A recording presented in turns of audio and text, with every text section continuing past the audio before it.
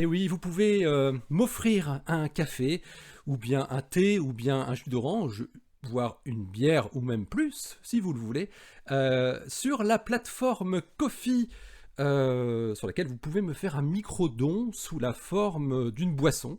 Et je vous remercie énormément. Vous retrouvez l'adresse ici. Et je la mettrai également en lien dans la description de la vidéo sur YouTube. Et vous pouvez retrouver d'ailleurs le lien sur le blog, ça se passe là-haut.fr, bien évidemment. C'est en haut à gauche du site. Salut à toutes et à tous. Comptez le nombre de trous noirs qui existent dans l'univers en fonction de leur masse. C'est le projet que se sont assignés un groupe d'astrophysiciens italiens et anglais, et ils publient aujourd'hui leur première étude qui est consacrée aux trous noirs de masse stellaire, avant de se pencher bientôt sur les trous noirs plus massifs. Ils parviennent à déterminer que 1% de toute la matière ordinaire se trouve aujourd'hui sous forme de trous noirs, dont le nombre serait de l'ordre de 2 milliards, rien que dans notre galaxie. L'étude est parue dans The Astrophysical Journal. Astronomie, astrophysique, cosmologie, astroparticules. Ça se passe là-haut, par Eric Simon. Alex Sicilia et ses collaborateurs ont effectué un calcul ab initio de la fonction de masse des trous noirs stellaires en fonction du temps cosmique. C'est-à-dire comment se répartit la population de trous noirs en fonction de leur masse et en fonction de l'histoire de l'univers. Ils considèrent le canal de production standard des trous noirs stellaires, c'est-à-dire l'évolution d'une étoile massive, unique ou binaire isolée.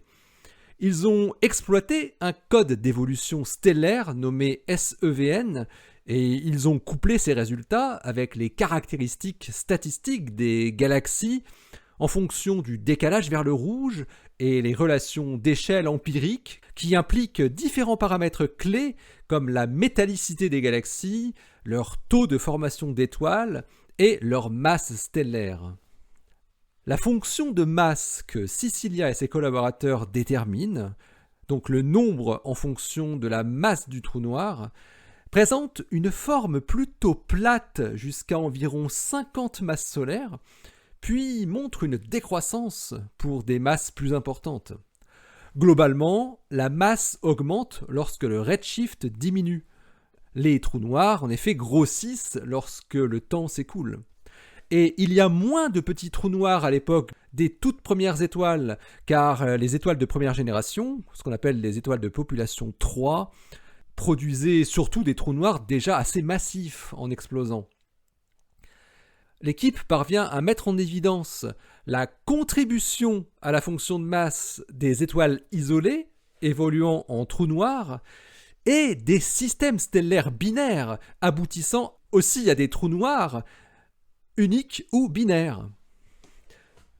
Ils incluent également la distorsion de la fonction de masse qui est induite par les fusions de trous noirs binaires.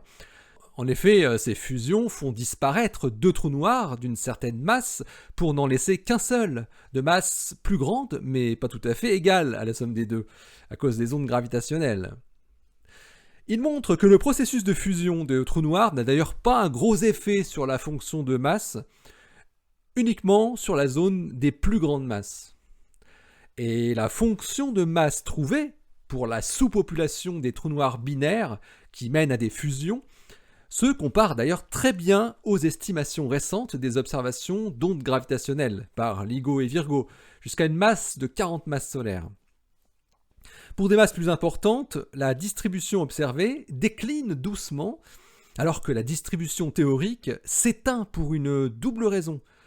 D'une part, le déficit de masse provenant des supernovas à instabilité de paire, et à instabilité de paire pulsationnelle aussi, et d'autre part, la perte de masse substantielle pendant la phase d'enveloppe commune, qui est nécessaire pour produire un couple de trous noirs serrés, pouvant fusionner dans le temps de Hubble. Sicilia et son équipe proposent comme solution viable de considérer la formation dynamique de trous noirs binaires dans un environnement dense, comme les jeunes amas d'étoiles. Mais Cicilia et ses collaborateurs peuvent aussi calculer quelle est la densité de masse qui est présente localement sous la forme de trous noirs. Cette densité atteint la bagatelle de 50 millions de masses solaires par mégaparsec cube, ce qui dépasse de plus de 2 ordres de grandeur, un facteur 500, celle des trous noirs supermassifs, de masse comprise entre 1 million et 1 milliard de masses solaires, qui elles vaut environ 100 000 masses solaires par mégaparsec cube.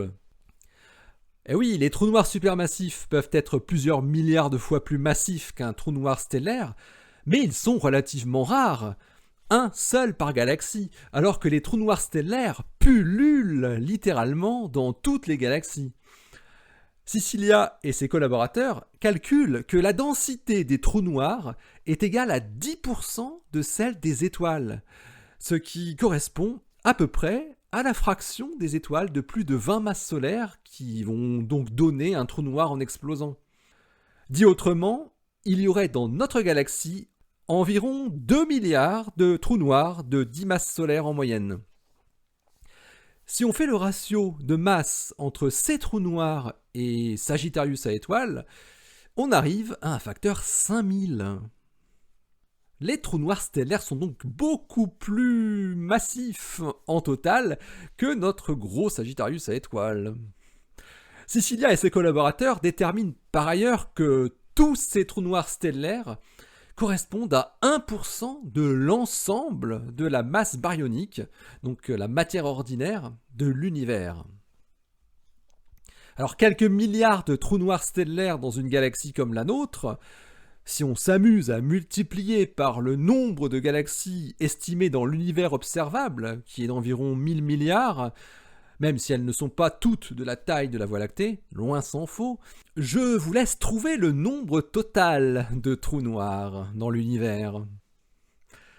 Alex Cicilia et son équipe soulignent que ces résultats peuvent constituer un point de départ pour étudier l'origine des graines des trous noirs supermassifs et leur croissance dans les jeunes galaxies à haut redshift, donc dans l'univers jeune. Pour des masses inférieures à 150 masses solaires et des décalages vers le rouge de 10, la fonction de masse obtenue surpasse les résultats des canaux de formation de graines légères, comme les étoiles de population 3, les fusions stellaires dans les amas d'étoiles nucléaires, et les scénarios d'effondrement direct.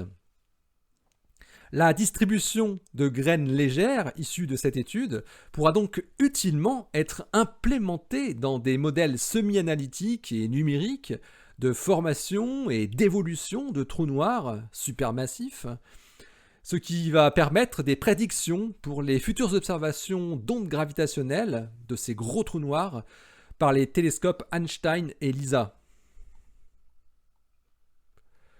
L'article de Alex Cicilia et ses collaborateurs est paru dans The Astrophysical Journal, le volume 924, daté du 12 janvier 2022.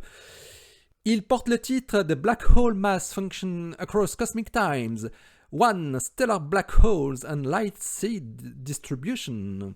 Allez, d'ici la prochaine, portez-vous bien, restez bien les yeux vers le ciel et restez bien les pieds sur terre. Allez, salut!